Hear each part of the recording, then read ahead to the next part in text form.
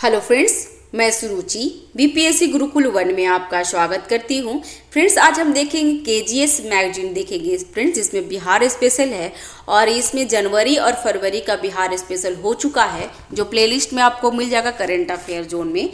और आप आज का देखेंगे बिहार करंट अफेयर में मार्च का देख लेंगे। ठीक है फ्रेंड्स, इसी तरीके से हम जो अभी चल रहा है करंट में वो भी कर लेंगे। तो धीरे धीरे हर महीने का अपलोड कर दे रही हूँ जो बिहार स्पेशल करंट अफेयर है फ्रेंड्स, और केजीएस का है। तो फ्रेंड्स, चैनल पे अगर नए हैं तो चैनल को सब्सक्राइब कर लीजिएगा, लाइक कीजिए, शेयर कीजिए फ्रेंड्स। ठीक है, तो चलिए स्टार्ट करते हैं। इससे पहले बता दूं फ्रेंड्स कि हमारा टेलीग्राम भी चैनल है, तो वहाँ पे मैं पीडीएफ प्रोवाइड करती हूँ। और ईडुटेरिया का बिहार तथ्य संग्रह, जिसमें ज्योग्राफी और हिस्ट्री हो चुका है, तो जाकर के आप चेकआउट कर लेंगे।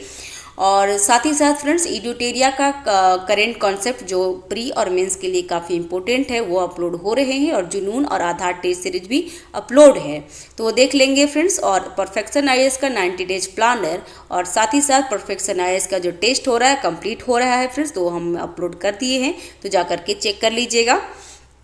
तो चलिए स्टार्ट करते हैं करंट अफेयर मार्च महीने की। तो बिहार स्पेशल, तो पहला क्या है, बिहार में गरीबी। संदर्भ क्या क्या है, तो नीति आयोग द्वारा जारी एक रिपोर्ट के अनुसार पिछले 9 वर्षों के दौरान भारत में 24.82 करोड़ लोग बहुआमी गरीबी से बाहर निकाले गए हैं, जिसमें उत्तर प्रदेश, बिहार और मध्य प्रदेश बहुआमी गरीबी में सर्वाधिक कमी दर्ज की गई है। तो ये बहुत इंपॉर्टेंट है फ्रेंड्स, तो ध्यान रखेंगे।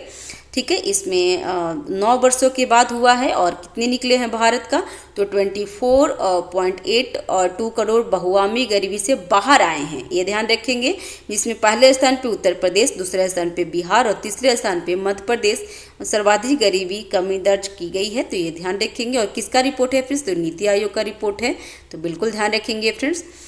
और यही यहाँ पे उसका दिया हुआ है कि बिहार राष्ट्रीय बहुआमी गरीबी आयाम संकेतक और भारांक है। तो 3 आयामों के अंतर्गत शामिल 12 संकेतक स्वास्थ्य, शिक्षा और जमीन स्तर है। पहला है स्वास्थ्य में 3 संकेतक है, शिक्षा में 2 संकेतक और जीवन स्तर में 7 संकेतक हैं। सभी 3 आयामों का समान महत्व है। राष्ट्रीय एमपीआई में 2 नए संकेतक को शामिल करने के साथ साथ वैश्विक एमपीआई के 10 संकेतक को बरकरार रखा गया है। यह सर्वेक्षण NFHS राष्ट्रीय परिवार स्वास्थ्य सर्वेक्षण के आंकड़ों पर आधारित है। ठीक है, यहाँ पे स्वास्थ्य, शिक्षा और जीवन स्तर है। तो स्वास्थ्य में क्या क्या है, तो पोषण, बाल किशोर की मृत्यु दर और मानसिक स्वास्थ्य है। ठीक है, और शिक्षा में विद्यालय शिक्षा का वर्ष और विद्यालयों में उपस्थिति। और जीवन स्तर में क्या क्या आते हैं फ्रेंड्स, तो खाना पकाने की ईंधन, सफाई, पेयजल, आवास आपूर्ति, विद्युत आपूर्ति, परिसंपत्ति और बैंक अकाउंट, ये सभी क्वेश्चन पूछ लेता है, तो फ्रेंड्स तो ध्यान रखेंगे। नेक्स्ट है उद्देश्य क्या है इसकी, तो सतत विकास लक्ष्यों के अनुसार भारत का बहुआमी गरीबी को घटाकर आधा करने का लक्ष्य 2030 तक पूरा करने का उम्मीद है। तो ये लक्ष्य रखा गया है फ्रेंड्स, और भारत का बहुआमी गरीबी को घटाकर 2030 तक लक्ष्य रखा गया है। और इसमें देख लीजिए यहाँ पे है कितना किसमें हुआ है। तो नेक्स्ट है प्रमुख निष्कर्ष देख लेते हैं इसका। तो एक अनुमान के अनुसार विगत 9 वर्षों में 24.82 करोड़ भारतीय बहुआमी गरीबी से बाहर निकले हैं, और कुल गरीबी जो वर्ष 2013-14 में 29.17% दर्ज की गई थी, जो 2022-23 में घटकर 11.28 रह गया है। तो ये ध्यान रखिएगा फ्रेंड्स, ये इंपॉर्टेंट हो जाएगा। परसेंटेज की कितना है अभी भी गरीबी फ्रेंड्स, तो 11.28 है। नेक्स्ट है बहुआमी गरीबी सूचकांक एमपीआई के संदर्भ में सभी 12 संकेत गरीबी में महत्वपूर्ण सुधार को दर्शाता है। ठीक है, नेक्स्ट है वर्ष 2013-14 और वर्ष 2022-23 के बीच उत्तर प्रदेश, बिहार और मध्य प्रदेश तो बहुआमी गरीबी में सर्वाधिक गिरावट आई है। वर्ष 2030 तक से काफ़ी पहले SDG 1.2 बहुआमी गरीबी को घटाकर कम से कम आधा करने का लक्ष्य हासिल कर लेगा। तो 2030 तक लक्ष्य है। ठीक है फ्रेंड्स, नेक्स्ट है गरीबी को कम करने हेतु भारत सरकार द्वारा उठाए गए हालिया कदम, कौन कौन से कदम हैं वो देख लेंगे। ये मेंस के लिए भी इम्पोर्टेंट हो जाएगा फ्रेंड्स। ये आप ये क्वेश्चन है ना, ये पॉइंट्स है ना, तो आप मेंस में भी ये लिख सकते हैं, काफ़ी मार्क्स भी मिलेगा और ये इम्पोर्टेंट भी न्यूज़ है फ्रेंड्स। तो इसमें पोषण अभियान एवं एनीमिया मुक्त भारत, राष्ट्रीय खाद्य सुरक्षा अधिनियम के अंतर्गत लक्षित सार्वजनिक वितरण प्रणाली। नेक्स्ट है प्रधानमंत्री गरीबी कल्याण अन्न योजना के अंतर्गत मुफ्त अनाज वितरण को जारी रखने जैसे निर्णय। प्रधानमंत्री कौशल विकास योजना PMKVY, इस योजना के माध्यम से लाखों युवाओं को कौशल संपन्न बनाया जा रहा है, जिनसे उन्हें विभिन्न संगठनों संस्थानों में नौकरियां प्राप्त हो रही हैं। नेक्स्ट है गरीबी कम करने के लिए बिहार सरकार द्वारा हाल ही में उठाए गए कदम। तो ये फ्रेंड्स ये मेंस के लिए काफ़ी, प्री और मेंस दोनों के लिए काफ़ी इम्पोर्टेंट है, तो ध्यान रखेंगे। जीविका मिशन, तो यह एक फ्लैगशिप कार्यक्रम है जो ग्रामीण गरीब विशेषकर महिलाओं के सामाजिक और आर्थिक सशक्तिकरण को बढ़ावा देता है। बिहार कौशल विकास मिशन, तो इसके बारे में देख लेते हैं, इसको अंडरलाइन कर लेते हैं फ्रेंड्स, एग्जाम के टाइम में इसको इम्पोर्टेंट हो जाएगा मेंस में डालने के लिए भी। तो बिहार कौशल विकास मिशन, यह कार्यक्रम सूचना प्रौद्योगिकी, निर्माण, आतिथ्य आदि जैसे विभिन्न क्षेत्रों में प्रशिक्षण कार्यक्रम के माध्यम से युवाओं को रोजगार उन्मुक्त कौशल प्रदान करने पर केंद्रित है। नेक्स्ट है आरक्षित रोजगार महिला का अधिकार, आरक्षित रोजगार महिला का अधिकार योजना है। इसमें यह योजना सामाजिक रूप से वंचित समूहों की महिलाओं को रोजगार के अवसरों और आर्थिक स्वतंत्रता में सुधार के लिए कौशल विकास प्रशिक्षण और आजीविका कार्यक्रम के माध्यम से सहायता प्रदान करती है। नेक्स्ट है भारत में गरीबी का आकलन। तो भारत में गरीबी का आकलन नीति आयोग, कौन, तो नीति आयोग द्वारा राष्ट्रीय प्रतिदर्श सर्वेक्षण कार्यालय NSSO से प्राप्त आंकड़ों के आधार पर गरीबी रेखा की गणना के माध्यम से किया जाता है। भारत में गरीबी रेखा का आकलन उपभोग व्यय पर आधारित है। गरीबी आकलन से संबंधित महत्वपूर्ण समिति कौन कौन सी है, तो ये देख लेते हैं। पहला समिति है अघल समिति जो 1979 में हुआ था। इसने सुझाव दिया कि गरीबी रेखा ग्रामीण क्षेत्र में प्रति वयस्क व्यक्ति 2400 कैलोरी और शहरी क्षेत्र में 2100 कैलोरी की न्यूनतम दैनिक उपभोग के आधार पर आधारित होनी चाहिए। दूसरा है तेंदुलकर समिति 2009 में, तो इसने भारत के ग्रामीण और शहरी क्षेत्रों के लिए अलग अलग गरीबी रेखा बकेट PLB के स्थान पर एक एकीकृत अखिल भारतीय गरीबी रेखा बास्केट का सुझाव दिया था। गरीबी का आकलन करने के लिए पिछली विधाई में उपयोग किए जाने वाले समान संदर्भ अवधि URP पर आधारित अनुमानों के विपरीत इसने मिश्रित संदर्भ अवधि MRP के आधार पर अनुमानों का उपयोग करने का सुझाव दिया है। रंगराजन समिति के बारे में पढ़ लेते हैं। तो रंगराजन समिति 2012 में इसने भारत के ग्रामीण और शहरी क्षेत्र के लिए अलग अलग गरीबी रेखा बास्केट का उपयोग किया है। इसके आधार पर राज्य स्तर पर ग्रामीण और शहरी क्षेत्र का आकलन किया गया। इस समिति ने दैनिक प्रति व्यक्ति व्यय को 2011-12 की कीमतों पर शहरी और ग्रामीण क्षेत्रों के लिए क्रमशः 32 रुपये और 26 रुपये से बढ़ाकर 47 रुपये और 32 रुपये कर दिए हैं। अब हम देखेंगे नेक्स्ट है पटना मेट्रो। संदर्भ क्या है, तो राज्य कैबिनेट ने भूमिगत मेट्रो स्टेशन के निर्माण के लिए नगर विकास एवं आवास विभाग को 0.49 एकड़ भूमि हस्तांतरण करने की मंजूरी दे दी है। परियोजना संबंधी विवरण क्या क्या है, तो Patna metro rail corporation limited PMRCL Bihar की राजधानी पटना और राज्य के सबसे बड़े शहर पटना में दो 2 लाइनें और 24 स्टेशन के साथ शहरी mass rapid transit system MRTS का निर्माण कर रहा है। तो ठीक है, यहाँ ध्यान रखिएगा 24 स्टेशनों के साथ है। नेक्स्ट महत्वपूर्ण तथ्य क्या क्या है इसकी, तो फरवरी 2019 में स्थापित एक सार्वजनिक company Patna metro rail corporation PMRC इस परियोजना पर कार्य कर रही है। मेट्रो रेल परियोजना के पहले चरण के लिए अंतिम विस्तृत परियोजना रिपोर्ट DPR PMRC और rail India technical and economics services द्वारा तैयार की गई है। इस परियोजना को फरवरी 2016 में राज्य सरकार द्वारा और फरवरी 2019 में केंद्र सरकार द्वारा अनुमोदित किया गया था। पटना मेट्रो रेल परियोजना का सामान्य सलाहकार Delhi metro rail corporation DMRC है।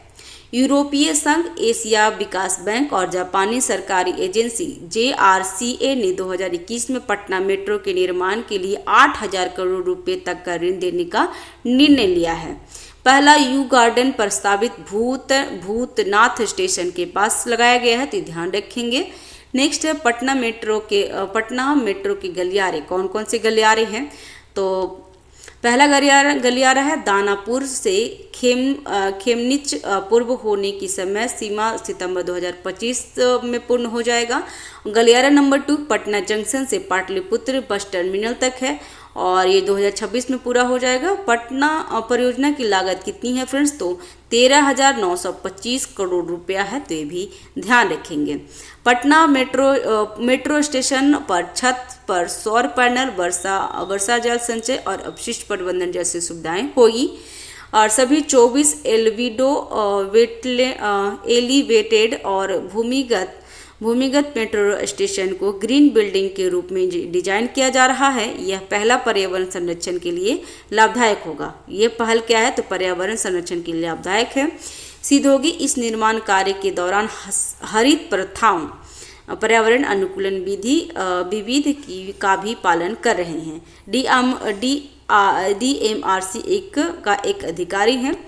नेक्स्ट है गलियारा नंबर 1 और गलियारा नंबर 2 और गलियारा नंबर 3 जो भी है, ये अब उतना तो इम्पोर्टेंट नहीं है, तो ध्यान रखेंगे, उसको छोड़ देंगे। आपको पता है गलियारा नंबर 1 बेली रोड को पश्चिम में दानापुर से पूर्व में खेमचक तक जोड़ेगा।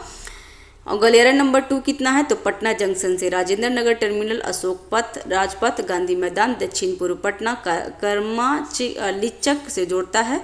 और नेक्स्ट है यू गार्डन कहाँ है, तो पूर्व निर्मित एक संरचना जिस पे समय रेखा के अनुसार रेल पटरियां बिछाई जा सकती है। नेक्स्ट है बिहार स्टार्टअप नीति। तो संदर्भ क्या है इसकी फ्रेंड्स, तो राज्य के उद्योग मंत्री समीर कुमार महासेठ ने कहा कि सरकार बिहार को स्टार्टअप के क्षेत्र में अग्रणी बनाने के मिशन पे काम कर रही है।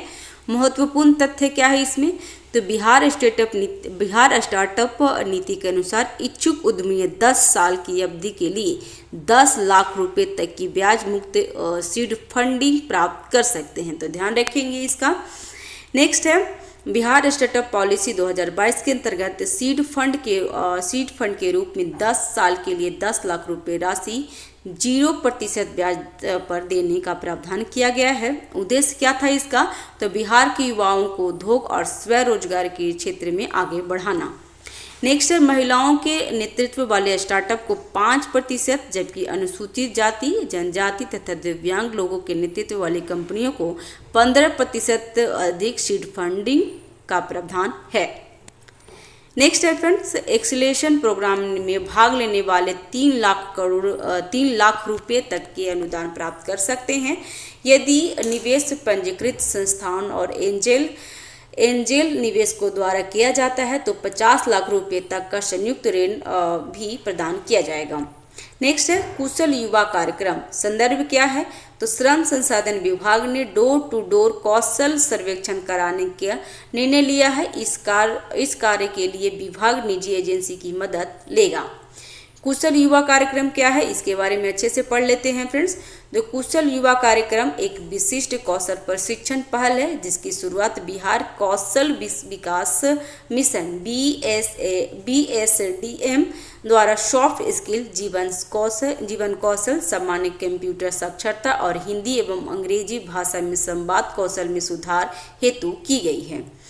कुशल युवा कार्यक्रम KYP की मुख्य विशेषता क्या क्या है, तो कार्यक्रम रोजगार क्षमता को बढ़ाएगा और विभिन्न क्षेत्रों में मूल संबंधन के रूप में कार्य करेगा। विशेष रूप से 15 से 28 वर्ष की आयु के युवाओं को प्रशिक्षण देकर जिन्होंने 10वीं और 12वीं कक्षा की शिक्षा पूरी कर ली है या वे छात्र जिन्होंने अपनी शिक्षा पूर्ण होने से पहले ही कॉलेज छोड़ दिया और रोजगार की तलाश कर रहे हैं।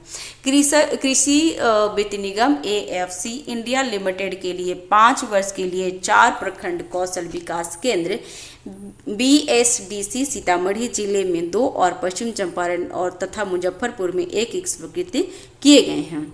वर्तमान में स्वीकृत केंद्र बिहार के सभी 38 जिलों में 534 प्रखंडों में 494 प्रखंड को कवर करते हैं। इसका लक्ष्य बिहार के प्रत्येक प्रखंड को कवर करना है। नेक्स्ट है कुशल युवा कार्यक्रम पाठ्यक्रम में 3 कौशलों घटक अर्थात सामान्य कंप्यूटर साक्षरता, जीवन कौशल और हिंदी तथा अंग्रेजी भाषा में संवाद कौशल को शामिल किया गया जाएगा। इन 3 घटकों को 240 घंटे में कवर किया जाएगा। कुशल युवा कार्यक्रम KYP 7 निश्चय योजनाओं में से एक आर्थिक हल युवाओं पे बल का एक हिस्सा है, तो ये ध्यान रखेंगे। नेक्स्ट है बिहार में मतदाता सूची की स्थिति क्या है, तो संदर्भ क्या है इसकी, तो राज्य चुनाव आयोग के अनुसार बिहार की मतदाता सूची में 1.2 मिलियन मतदाताओं को जोड़ा गया है। ठीक है, इसमें प्रमुख तथ्य क्या है इसमें, तो मतदाता सूची में वृद्धि का मुख्य स्रोत 19 से 29 वर्ष की आयु वर्ग युवा थे, जबकि अन्य सभी आयु वर्ग में कमी देखी गई है। इससे पात्र मतदाताओं की कुल संख्या कितनी हो गई है फ्रेंड्स, तो इतना हो गया है 7643329 है, तो इतना ध्यान रखेंगे हो गई है, जो पिछले वर्ष जारी सूचना का 12,09,347 अधिक है। मतदाताओं में सर्वाधिक कमी 70 से 79 वर्ष की आयु वर्ग में देखी गई है, जो पिछले वर्ष की तुलना में 2,25,554 कम है। वर्तमान में 2290 वर्थ जेंडर मतदाता हैं, थर्ड जेंडर मतदाता हैं फ्रेंड्स, तो कितने थर्ड जेंडर हैं, तो 2290, जो पिछले वर्ष की तुलना में 16 कम है। नेक्स्ट है सेवा क्षेत्र में काम करने वाले मतदाताओं की संख्या बढ़कर 1,67,469 हो गए हैं, जो पिछले वर्ष की तुलना में 472 अधिक हैं। प्रत्येक 10 पुरुष पे मतदाताओं का 909 महिला मतदाता है, तो इसमें देख लीजिएगा जो पिछले वर्ष में 907 मतदाताओं की तुलना में सुधार को दर्शाता है। ठीक है, सभी मतदाताओं में कितने हैं, तो इतनी पुरुष हैं 2023 में, और इतना डेटा नहीं पूछेगा तो ध्यान रखेंगे। मतदाता सूची में 6,30,597 महिला मतदाता है और 5,78,766 पुरुष मतदाता है, तो ये भी ध्यान थोड़ा रख सकते हैं। नकली और मृत्यु जैसे विभिन्न कारणों से 16,85,844 लोगों के नाम मतदाताओं सूची से हटाए दिए गए हैं, तो ये भी ध्यान रख सकते हैं। नेक्स्ट है बिहार लॉजिस्टिक नीति 2023, संदर्भ क्या है इसकी, तो हाल ही में बिहार सरकार द्वारा बिहार लॉजिस्टिक नीति 2023 जारी किया गया है। महत्वपूर्ण तथ्य क्या है इसकी, तो इस नीति का उद्देश्य मौजूदा भंडार गृह तथा लॉजिस्टिक अवसंरचना को उन्नत बनाकर और भंडारण क्षमता को बढ़ाकर निजी निवेश को आकर्षित करना है। ठीक है, नेक्स्ट है इसमें यह नीति अधिसूचना जारी होने की तारीख से लागू होगी और 5 वर्ष से पूरे होने तक जारी रहेगा। नीति का विशेषताएं क्या क्या है, तो पहला है मल्टी मॉडल लॉजिस्टिक पार्क, दूसरा है लॉजिस्टिक पार्क, तीसरा है ग्रेड ए भंडार गृह, चौथा है अंतर्देशीय कंटेनर भंडारगृह, पांचवा शीत भंडारण सुविधा और छठा कंटेनर फ्रेट स्टेशन है। प्रोत्साहन राशि कौन सी है? तो भूमि प्रोत्साहन राशि में पूंजी निवेश सब्सिडी है, जिसमें स्थिर भूमि माफ कीजिएगा भूमि निवेश सब्सिडी में स्थिर पूंजी निवेश का 20% अधिकतम 25 करोड़ रुपए हैं। ब्याज छूट में कितनी है फ्रेंड्स? तो 10% या सर्वाधिक ऋण पर वास्तविक ब्याज दर अधिकतम 60 करोड़ रुपए हैं। बिहार औद्योगिक निवेश प्रोत्साहन नीति जो 2016 के तहत सभी प्रोत्साहन प्रदान किए जाएंगे, तो ये ध्यान रखिएगा, बिहार औद्योगिक निवेश प्रोत्साहन नीति 2016 में आया था। नेक्स्ट है बिहार मुख्यमंत्री वृद्धजन पेंशन योजना MVPY, संदर्भ क्या है? तो हाल ही में 75,000 से अधिक लाभार्थियों को मुख्यमंत्री वृद्धजन पेंशन योजना का लाभ मिला है। योजना के लाभ तो कोई भी वरिष्ठ नागरिक जिनकी आयु 60 वर्ष या उससे अधिक है इस योजना के लिए पात्र हैं और उन्हें राज्य सरकार की ओर से प्रत्येक महीने 400 रुपये की वित्तीय सहायता प्राप्त होगी। कितना? तो 400 रुपये है, बहुत ज़्यादा तो कुछ नहीं है। लेकिन यदि व्यक्ति की उम्र 80 वर्ष या उससे अधिक है तो उन्हें 500 रुपये प्रति महीने की पेंशन प्राप्त होगी। नेक्स्ट, योजना के लिए पात्रता कौन कौन हो सकते हैं? तो व्यक्ति को राज्य का स्थायी निवासी होना चाहिए, उम्मीदवार की आयु कम से कम 60 वर्ष होनी चाहिए, सेवानिवृत्त सरकारी कर्मचारी इस योजना हेतु पात्र नहीं है क्योंकि उनको पेंशन मिलता है, आवेदक गरीबी रेखा से नीचे की श्रेणी क्या होना चाहिए। ठीक है, तो यहाँ पे आवेदक के बारे में देख लीजिएगा, तो आवेदक गरीबी रेखा से नीचे की श्रेणी का होना चाहिए तभी वो पात्र है। नेक्स्ट है नीतीश लॉकेट। नीतीश लॉकेट के बारे में पढ़ लेते हैं, ये इंपॉर्टेंट हो जाएगा फिर फिलहाल के लिए। तो संदर्भ क्या है? तो हाल ही में मुख्यमंत्री नीतीश कुमार ने नीतीश लॉकेट नामक एक पेंडेंट लॉन्च किए हैं जो आकाशीय बिजली ठनका, बाढ़, उष्ण लहर, शीतलहर आदि जैसी प्राकृतिक आपदाओं के दौरान लोगों को सतर्क करने वाला एक उपकरण है। नीतीश लॉकेट क्या है इसके बारे में अच्छे से जान लेंगे फ्रेंड्स, क्योंकि ये टेस्ट में भी बहुत बार पूछ चुका है और हर टेस्ट में मतलब जैसे डिफरेंट क्लासेस का टेस्ट कर रहे हैं उसमें ये पूछा हुआ है। तो noble initiative technological intervention for safety of human life, Nitish का फुल फॉर्म है। लॉकेट एक पेंडेंट के आकार का उपकरण है जो आकाशीय बिजली, बाढ़, लू, शीतलहर की स्थिति में ध्वनि संकेत के माध्यम से उपयोगकर्ता को सचेत करेगा और यही है देख लीजिए यहाँ पे सुरक्षा कवच है शीतकालीन में ऐसे, और ये ध्यान रखेंगे। नेक्स्ट है इस लॉकेट को बिहार राज्य आपदा प्रबंधन प्राधिकरण ने IIT पटना के सहयोग से विकसित किए हैं। यह उपकरण बिहार मौसम विज्ञान सेवा केंद्र के साथ समन्वित है। यह आपदा आने से 30 मिनट पहले अपने उपयोगकर्ता को सतर्क कर देगा। यह उपकरण 3 तरह के अलर्ट जारी करेगा। पहला क्या है? तो यह ध्वनि संकेत भेजेगा। दूसरा है इसका रंग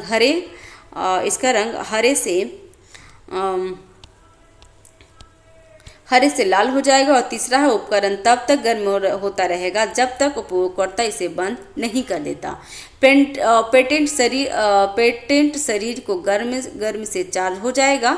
जो पेंडेंट है वो शरीर की गर्मी से चार्ज होगा, उसको चार्ज करने की जरूरत नहीं है और यह उपकरण वाटरप्रूफ है और किसानों को ध्यान में रखकर बनाया गया है।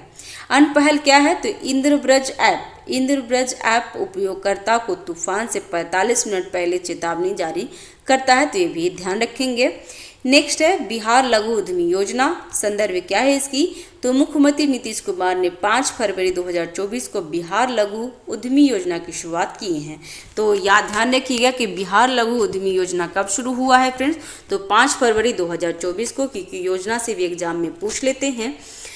और अन्य महत्वपूर्ण तथ्य क्या है? तो मिशन का थीम है हर घर उद्यमी, हर घर रोजगार, ऊंची उड़ान के लिए बिहार है तैयार। इसका थीम भी बहुत बार पूछ लेता है, तो ध्यान रखेंगे कि बिहार लघु उद्यमी योजना का थीम हर घर उद्यमी, हर घर रोजगार, ऊंची उड़ान के लिए बिहार है तैयार। उद्देश्य क्या है इसका, तो आर्थिक रूप से गरीब परिवारों को स्वरोजगार के लिए आर्थिक सहायता प्रदान करना और बेरोजगारी दर को कम करना है। नोडल मंत्रालय कौन है इसका, तो उद्योग विभाग बिहार में। योजना की अवधि क्या है, तो 5 वर्ष की अवधि होगी और योजना के लिए रजिस्ट्रेशन ऑनलाइन पंजीकरण 5 फरवरी से 20 फरवरी 2024 तक होगा। नेक्स्ट, लाभार्थी के लिए पात्र मापदंड क्या है, तो आयु वर्ष 18 से 50 होगा। ये आयु भी याद रखिएगा, एग्जाम में पूछ भी लेता है। आय मापदंड क्या होगी, मानदंड क्या होगी, तो परिवार का आय 6,000 रुपये महीने से कम होना चाहिए और बिहार का निवासी होना चाहिए। योजना का लाभ, तो लाभार्थी को प्रति परिवार अधिकतम 2 लाख मिलेंगे। प्रत्येक परिवार के केवल एक व्यक्ति को राशि 3 किस्तों में मिलेगी। कुल राशि में से पहले किस्त में 25%, दूसरी किस्त में 50 और तीसरी में 25 मिलेगा। कवरेज क्या करेगा, तो इस योजना के तहत कुछ 61 छोटी और माध्यमिक परियोजना शामिल है। नेक्स्ट है, बिहार जाति सर्वेक्षण 2023 की रिपोर्ट से पता चला है कि 2.76 करोड़ परिवार में से लगभग 94 लाख परिवार 34.13% प्रतिमाह 6,000 रुपये से कम कमाते हैं। सामाजिक आर्थिक रूप से गरीब इन परिवारों को सशक्त बनाने के लिए सरकार ने यह योजना शुरू की और इसके लिए 9.97 करोड़ रुपये वार्षिक व्यय की मंजूरी दे दी गई है, तो ये भी ध्यान रखेंगे फ्रेंड्स। नेक्स्ट है, पालतू पशुओं के लिए स्वास्थ्य सुविधा। संदर्भ क्या है, तो हाल ही में बिहार सरकार ने पालतू जानवरों के लिए स्वास्थ्य सुविधा को घर पर उपलब्ध कराने के लिए 355.17 करोड़ रुपया मंजूरी दिया है। प्रमुख महत्वपूर्ण तथ्य क्या है इसकी, तो आवंटन धनराशि बिहार के 7 निचटू योजना और केंद्र के राष्ट्रीय पशु धन स्वास्थ्य और रोजगार नियंत्रण कार्यक्रम के तहत खर्च की जाएगी। आवंटन निधि वित्त वर्ष 2023-24 से वित्त वर्ष 25-26 के लिए स्वीकृत होगा। इस कार्यक्रम के पीछे क्या उद्देश्य, बिहार के सभी जिलों में घर पर पशु स्वास्थ्य देखभाल सुविधा प्रदान करना है।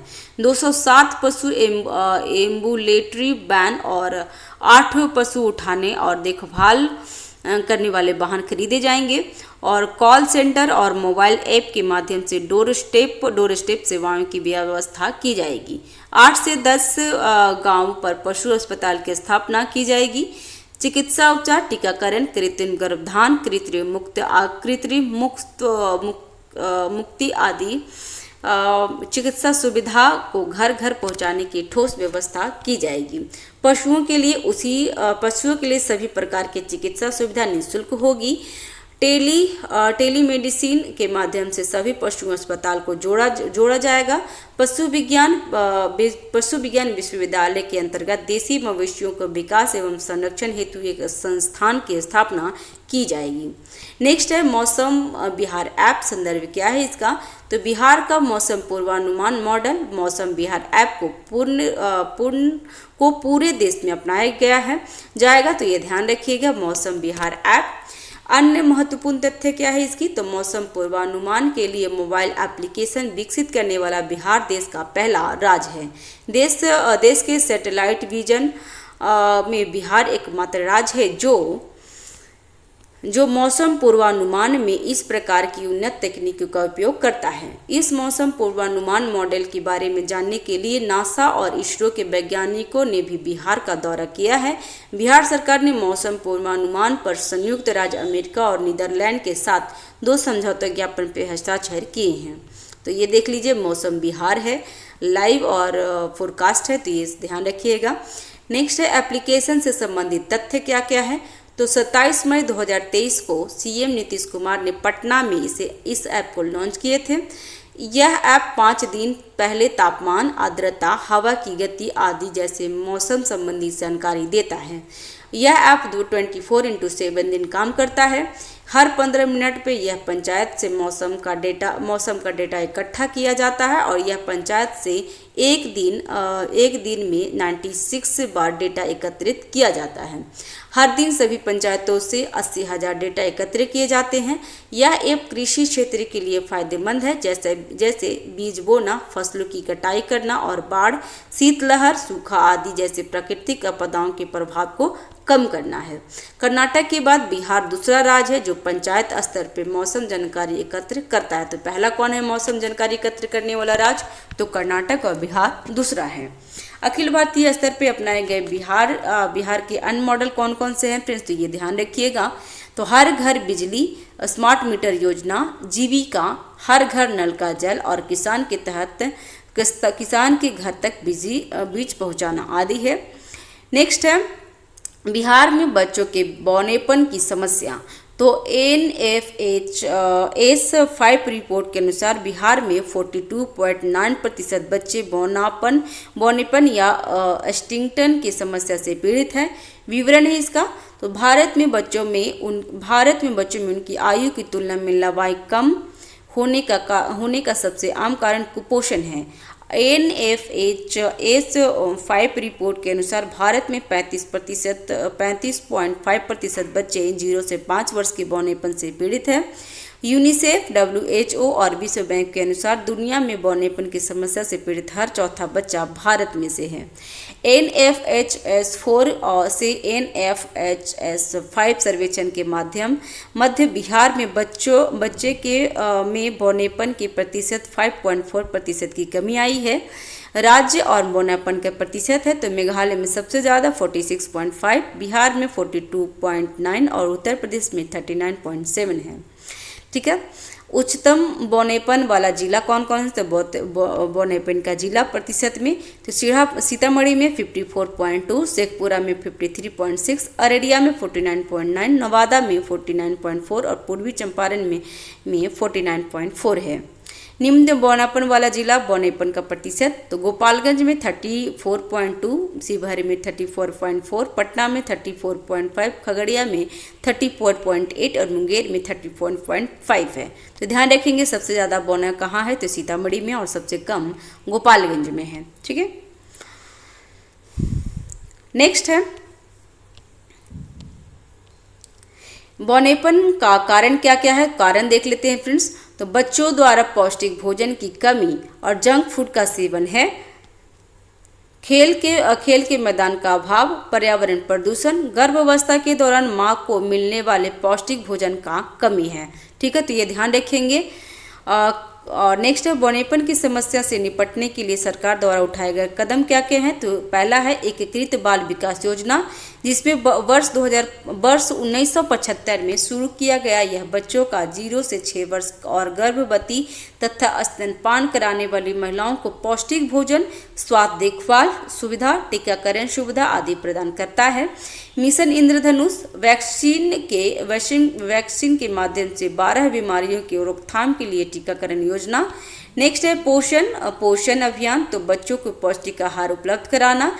राष्ट्रीय खाद्य सुरक्षा अधिनियम 2013 में गरीब परिवार को लक्षित सार्वजनिक वितरण प्रणाली के तहत सब्सिडी युक्त खाद्यान्न उपलब्ध कराना है। नेक्स्ट है फूड फोर्टिफिकेशन, तो भोजन को अधिक पौष्टिक बनाने के लिए iron, vitamin A, folic acid, zinc, iodine आदि जैसे विटामिन और खनिजों को शामिल करना है। नेक्स्ट है बिहार में ग्रामीण स्टार्टअप का सशक्तिकरण, तो संदर्भ क्या है इसका फ्रेंड्स? तो बिहार उद्यमी संघ BEA बिहार में ग्रामीण स्टार्टअप को सशक्त बनाएगा। फ्रेंड्स प्लीज़ चैनल पे नए हैं तो चैनल को सब्सक्राइब कर लीजिए। वीडियो बनाने में काफ़ी समय भी लगता है फ्रेंड्स और मेहनत भी लगती है। प्लीज़ सब्सक्राइब करके सपोर्ट करें, लाइक करें, शेयर करें फ्रेंड्स। नेक्स्ट है विवरण क्या है इसका? तो बिहार में ग्रामीण स्टार्टअप सशक्तिकरण का विवरण HDFC परिवर्तन अनुदान योजना तो के तहत BEA बिहार में कृषि और ग्रामीण विकास में शामिल स्टार्टअप को सशक्त बनाने के लिए अपने इनक्यूबेशन कार्यक्रम के माध्यम से जोड़ा और चयन मापदंड क्या है? तो BEA कृषि पद्धति, जैव विविधता संरक्षण, जलवायु स्मार्ट कृषि का उपयोग और जैसे घटकों के आधार पर स्टार्टअप का चयन करेगा। अनुदान क्या है? तो चयनित स्टार्टअप को 50 लाख तक अनुदान मिलेगा। आवेदन 10 फरवरी 2024 तक आवेदन आमंत्रित किए गए हैं और उद्देश्य क्या है? तो इससे कार्यक्रम के माध्यम से कौशल भारत कार्यक्रम को धरातल पर लाया जाएगा। नेक्स्ट है BEA से संबंधित महत्वपूर्ण तथ्य क्या है? तो BEA की स्थापना 2011 में बिहार के युवाओं द्वारा एक गैर लाभकारी स्वैच्छिक संगठन के रूप में की गई है।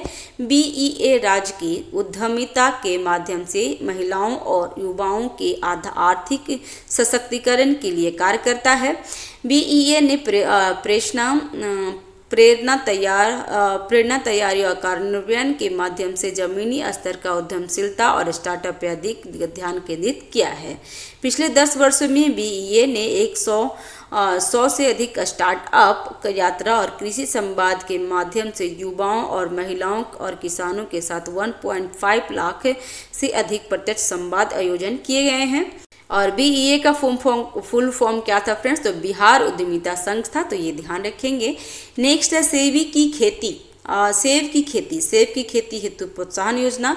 तो संदर्भ क्या है? तो बिहार कृषि विभाग ने राज्य में सेब की खेती हेतु प्रोत्साहन योजना बंद करा दी है। क्यों बंद कर दी फ्रेंड्स? तो इसके बारे में देख लेते हैं।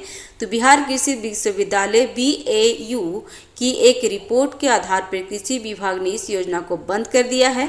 BAU की रिपोर्ट के मुताबिक सेब की खेती के लिए वातावरण का तापमान कम से कम 100 घंटे तक 60 डिग्री सेल्सियस से कम होना चाहिए, लेकिन बिहार में इस प्रकार की स्थिति नहीं पाई जाती है।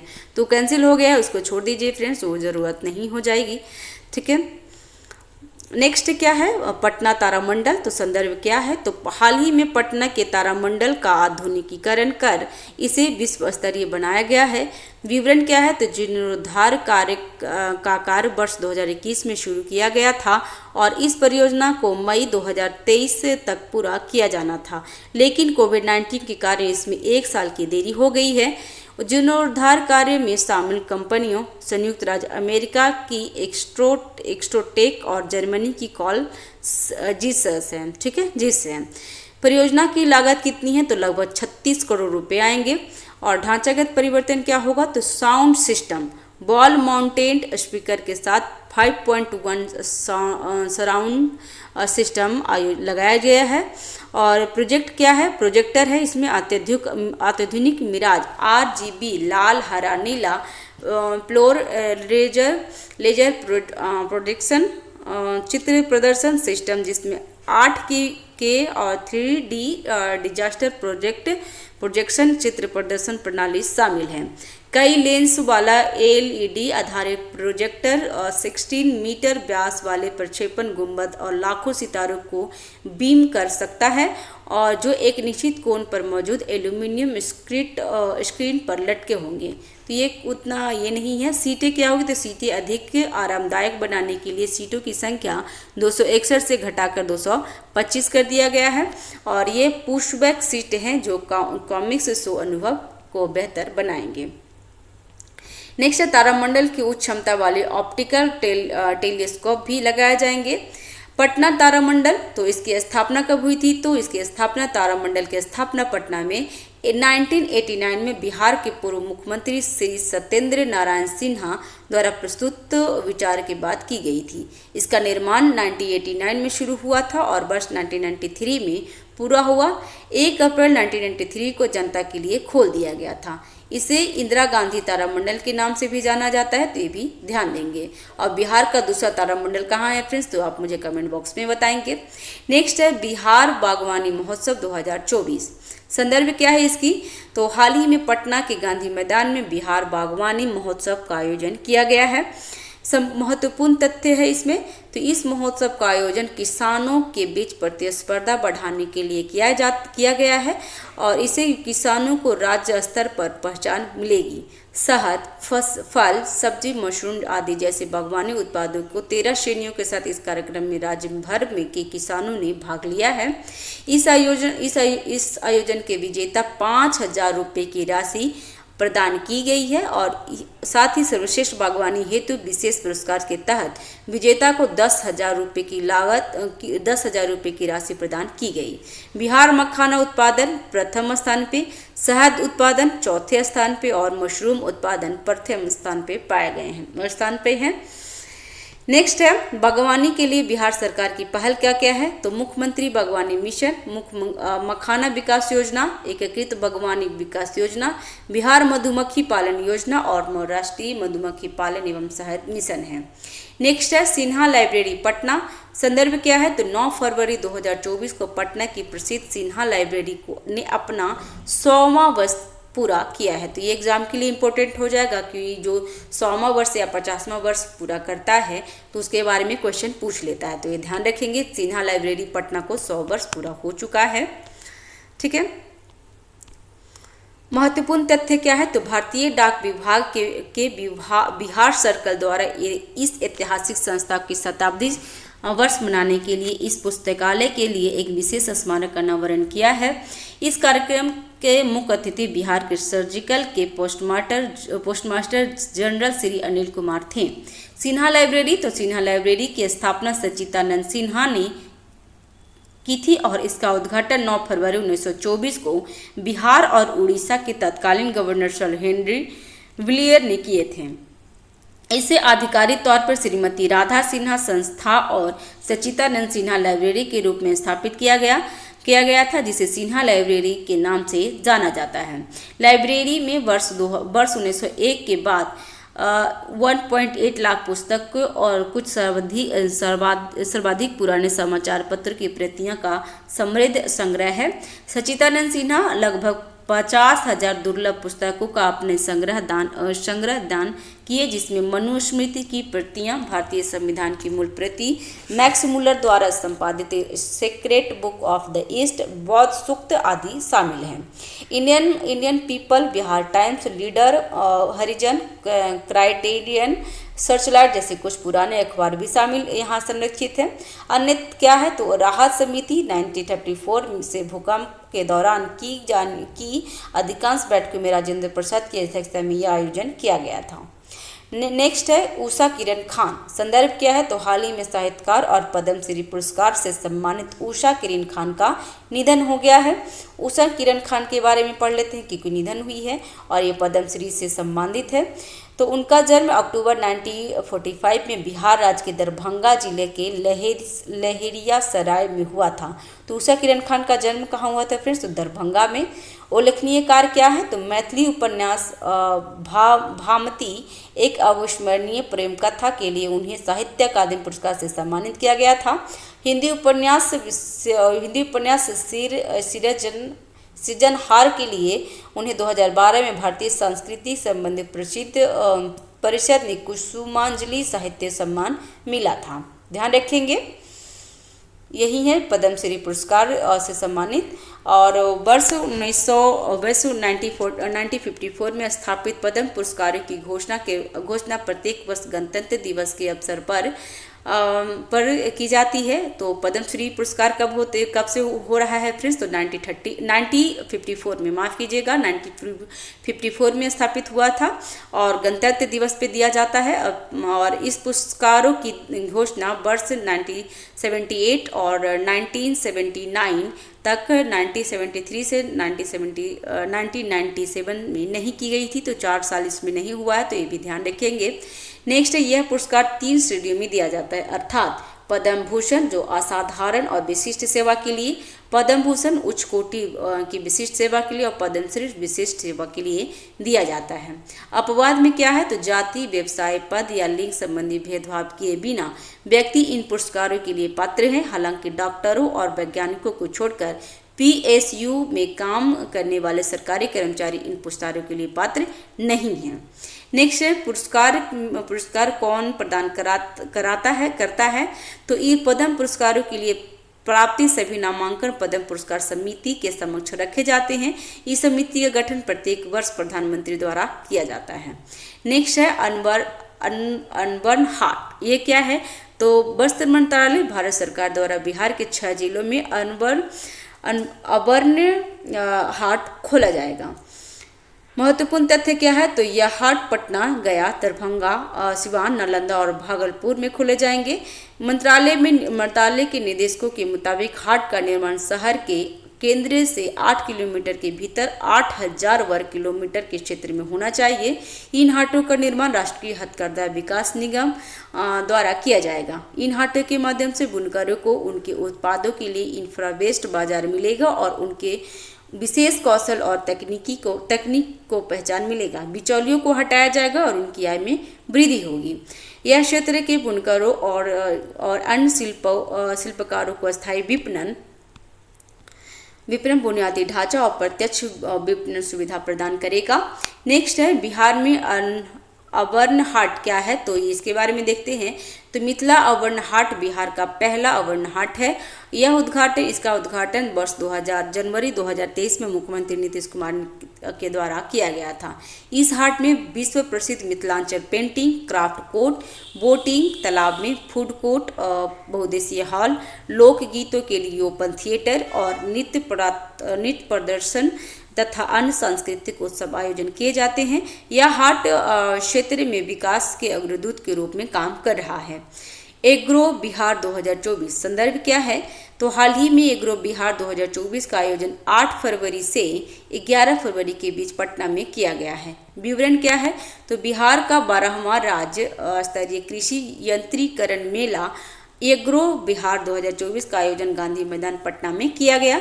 इस मेले का आयोजन CII भारतीय उद्योग परिसंघ और बिहार सरकार के कृषि विभाग द्वारा किया गया है। महत्वपूर्ण तथ्य क्या है इसका, तो देश के प्रमुख कृषि मशीनरी निर्माताओं द्वारा आधुनिक कृषि मशीनरी का प्रदर्शन किया गया है। इस मेले के दौरान किसान को आधुनिक कृषि यंत्रों की जानकारी देने के लिए प्रतिदिन किसान पाठशाला का आयोजन किया गया है। स्वीकृति पत्र कौन कौन है, तो प्राप्त करने वाले किसानों को कृषि यंत्रों की खरीद पर अनुदान का प्रावधान किया गया है। नेक्स्ट, सांस्कृतिक महोत्सव का भी आयोजन किया गया। कृषि यंत्रीकरण योजना के तहत कुल 110 प्रकार की कृषि मशीनरी पर सरकारी अनुदान का प्रावधान है। नेक्स्ट, फसल अवशेष प्रबंधन मिशन पर 80% तक अनुदान का प्रावधान किया गया है। अनुसूचित जाति, अनुसूचित जनजाति और आर्थिक रूप से पिछड़े समुदाय के किसान हेतु अतिरिक्त अनुदान प्रावधान है। इस मेले में किसानों को 744 कृषि यंत्र एवं 41 कृषि यंत्र बैंक की खरीद पर कुल 5.39 करोड़ रुपए का अनुदान प्रदान किया गया है। ठीक है फ्रेंड्स, नेक्स्ट में हम वन लाइनर देख लेंगे और मार्च महीने का हमारा कंप्लीट हो जाएगा। तो नीति आयोग के अनुसार विगत 9 वर्षों में बिहार में कितने लोग गरीबी से बाहर निकाले गए हैं, तो 3.77 करोड़ हैं। तो ये बिल्कुल ध्यान रखेंगे, इम्पोर्टेंट हो जाएगा। नेक्स्ट है 2005-6 से 2019-20 के बीच बिहार में कितनी प्रतिशत आबादी गरीबी से बाहर आई है, तो प्रतिशत और जनसंख्या दोनों याद रखेंगे फ्रेंड्स। तो इसका आंसर हो जाएगा 44.52%। नेक्स्ट है बिहार स्टार्टअप कार्यक्रम के तहत राज्य कितनी राशि तक का ब्याज मुक्त सीड कोष प्रदान करता है, तो 10 लाख रुपए तक। ठीक है, जो 16 जनवरी से है। नेक्स्ट है दरभंगा की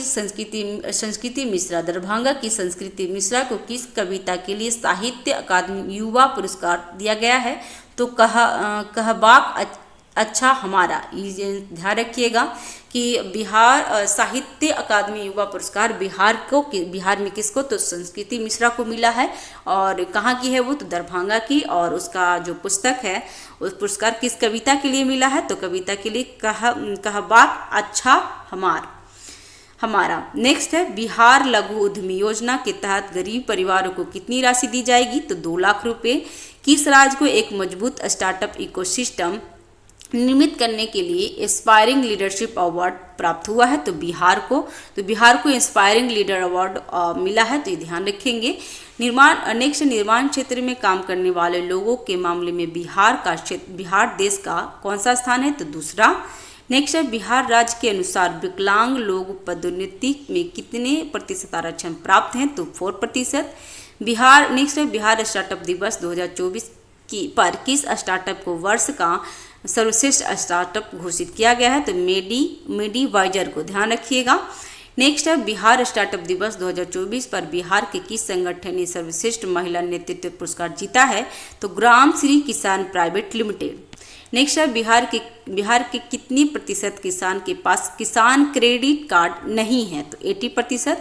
नेक्स्ट है बिहार के कितने केंद्रीय कारागारों ने मुक्ति बाजार है जिसमें कैदियों द्वारा निर्मित उत्पादों को बेचने के लिए बनाया गया है, तो 5। नेक्स्ट है डिजिटल हेल्थ अकाउंट रिपोर्ट में बिहार का कौन सा स्थान है, तो 11वां स्थान है। नेक्स्ट है बिहार के जिलों में राष्ट्रीय सड़क सुरक्षा माह मनाया गया है जनवरी 2024 से 14 फरवरी के बीच में, 15 जनवरी से 14 फरवरी के बीच में। नेक्स्ट है महिला वर्ग के 40वीं दिग्विजय मंदार मैराथन किसने जीती है, तो अंजलि पटना की है। और पुरुष वर्ग में 14वें दिग्विजय मंदार मैराथन के विजेता कौन है, तो ईश्वर चंद्र वर्मा बलिया के हैं। पीड़ितों की कॉल का जवाब देने के लिए बिहार पुलिस की रैंकिंग क्या है, तो ये 4 है। और साइबर पुलिसिंग में शिकायत दर्ज कराने में बिहार का कौन सा स्थान है, तो ये 10वां स्थान है। नेक्स्ट है दरभंगा और अयोध्या के बीच हवाई सेवा कब शुरू हुई, तो 1 फरवरी को। बिहार के कुल खाद्यान्न उत्पादन में कितने प्रतिशत की वृद्धि हुई है, तो 4.8% की, जो 17 लाख टन की वृद्धि हुई है। गणतंत्र दिवस के अवसर पर दिल्ली के कर्तव्य पथ पर आयोजित समारोह में किलकारी बाल भवन के कितने बच्चों ने भाग लिया है, तो 15 बच्चों ने। पटना के 3 लड़के, पूर्णिया के 2 लड़के और लड़कियां 10 हैं। नेक्स्ट है बिहार से किसे प्रधानमंत्री राष्ट्रीय बाल पुरस्कार प्राप्त हुआ है, तो किलकारी के मोहम्मद हुसैन को, तो ध्यान रखेंगे एग्जाम के लिए काफ़ी इंपॉर्टेंट है। नेक्स्ट है पटना स्मार्ट सिटी के किस की परियोजना को स्कॉच अवार्ड के लिए चुना गया है, तो integrated command and control centre को। नेक्स्ट है नीति आयोग की बहुआमी गरीबी सूचकांक के अनुसार बिहार का कौन सा जिला सर्वाधिक गरीब है, तो अररिया सबसे ज़्यादा गरीब है। नेक्स्ट है बिहार सरकार ने गन्ने की कीमत में प्रति क्विंटल कितनी राशि की बढ़ोतरी की है, तो ये 20 रुपये की। नेक्स्ट है किस राजनीतिक दल द्वारा गांव चलो अभियान शुरू किया गया है, तो भारतीय जनता पार्टी भाजपा के द्वारा। नेक्स्ट है किसने भुवनेश्वर में आयोजित खेलो इंडिया तैराकी प्रतियोगिता में 2 स्वर्ण पदक जीते हैं, तो कात्यायनी सिंह बिहार के हैं। नेक्स्ट है चुनाव आयोग के आंकड़ों के अनुसार 24 जनवरी 2024 तक बिहार में मतदाताओं की कुल संख्या 7.64 करोड़ है। मिशन सुरक्षा के तहत 15 जिलों के दियारा इलाके में बिहार पुलिस द्वारा कितने पुलिस कैंप निर्मित किए गए हैं, तो 23 कैंप। नेक्स्ट है राज्य की कितनी प्रतिशत जमाबंदी अभी तक आधार से जुड़ी नहीं है, तो 82%। नेक्स्ट है पीएमसीएच को उसकी प्रयोगशालाओं की गुणवत्ता के मूल्यांकन में कौन सहायता करेगा, तो Christian medical college Vellore. Next है जनवरी 2024 तक बिहार के स्कूलों में कितने सीटीसी लैब का निर्माण किया गया है, तो 175। नेक्स्ट है भारत के प्रथम राष्ट्रपति डॉक्टर राजेंद्र प्रसाद की प्रतिमा, जिसे स्टैच्यू ऑफ विजडम, ध्यान रखिएगा, भी कहा जाता है, कि ऊंचाई कितनी है, जो पटना में गंगा घाट के पास स्थापित की जाएगी, तो 243। ठीक है। नेक्स्ट है आईआईटी पटना द्वारा कौन सा उपकरण विकसित किया गया है, जो खेतों में काम करने वाले या घर से बाहर रहने वाले 30 मिनट पहले आपदा की सूचना देगा, तो नीतीश लॉकेट। नेक्स्ट है नियोजन शिक्षकों को राज्य कर्मचारी दर्जा देने हेतु कितने विषयों को सक्षमता परीक्षा ली जाएगी, तो 59 विषय। नेक्स्ट है बिहार के किस जिले में 100 बेड का सुपर स्पेशलिटी कैंसर अस्पताल शुरू किया गया है, तो दरभंगा में। नेक्स्ट है पटना में वापू टावर के निर्माण में कितनी राशि खर्च हुए हैं, जिसका उद्घाटन 4 फरवरी 2024 को हुआ था, तो 129 करोड़। नेक्स्ट है शासन में ऑनलाइन सेवाएं प्रदान करने में बिहार का सभी राज्यों में कौन सा स्थान है, तो 18वां स्थान है। नेक्स्ट है तमिलनाडु में आयोजित छठे खेलो यूथ गेम्स 2024 में बिहार का रैंक क्या है, तो 21वां रैंक है, जिसमें बिहार ने इस टूर्नामेंट में 5 पदक जीते हैं। नेक्स्ट है बिहार के स्मार्ट प्रीपेड मीटर परियोजना के तर्ज पर कितने देशों में स्मार्ट प्रीपेड मीटर लगाए जाएंगे, तो 25 देशों में। नेक्स्ट है किस राज्य में 41वां जूनियर नेशनल सॉफ्टबॉल चैंपियन 2024 का आयोजन किया गया है, तो बिहार पटना में। नेक्स्ट है फरवरी 2024 में बिहार के किस जिले में खादी मेला सह उद्यमी बाजार का आयोजन किया गया है, तो भागलपुर में। ठीक है। और नेक्स्ट है फ्रेंड्स किस संस्था ने बिहार में स्टार्टअप इनाया को शुरू किया है? तो पटना विमेंस कॉलेज। नेक्स्ट है, भारत के किस राज्य में 12वीं राष्ट्रीय स्कूल शतरंज चैंपियनशिप का आयोजन किया गया है? तो बिहार, पटना में। बिहार के किस जिले में एग्रो बिहार फेस्टिवल 2024 का आयोजन किया गया है? तो पटना के गांधी मैदान में। नेक्स्ट है, जनता दल यूनाइटेड पार्टी ने पहली बार भारतीय जनता पार्टी बीजेपी के साथ कब गठबंधन किया था? तो 1995 में। नेक्स्ट है, बिहार में किस नगर परिषद में ODF कार्यक्रम की तर्ज पर open manhole free city OMF कार्यक्रम शुरू किया है? तो पटना नगर निगम नगर परिषद ने। नेक्स्ट, IIT पटना द्वारा किसे SGCI जोसेफ ब्रीन मेमोरियल फेलोशिप 2024 पुरस्कार प्रदान किया गया है? तो नेहा पारासर को। नेक्स्ट है, बिहार में पहला बायोटेक्नोलॉजी कॉलेज कहाँ स्थापित किया जाएगा? तो भागलपुर सबौर कृषि विश्वविद्यालय परिसर में। नेक्स्ट है, पर्यटन विभाग द्वारा जारी रिपोर्ट के अनुसार 2023 में बिहार में किस स्थान पर पर्यटक का आगमन सबसे अधिक हुआ था? तो ये राजगीर में हुआ है। ठीक है फ्रेंड्स, ये हमारा वीडियो कंप्लीट हो चुका है। नेक्स्ट वीडियो में हम अप्रैल महीने का देख लेंगे। ठीक है, चैनल पे अगर नए हैं तो चैनल को सब्सक्राइब कर लीजिए, लाइक कीजिए, शेयर कीजिए friends. Thanks for watching, have a nice day, keep watching, keep learning, thank you.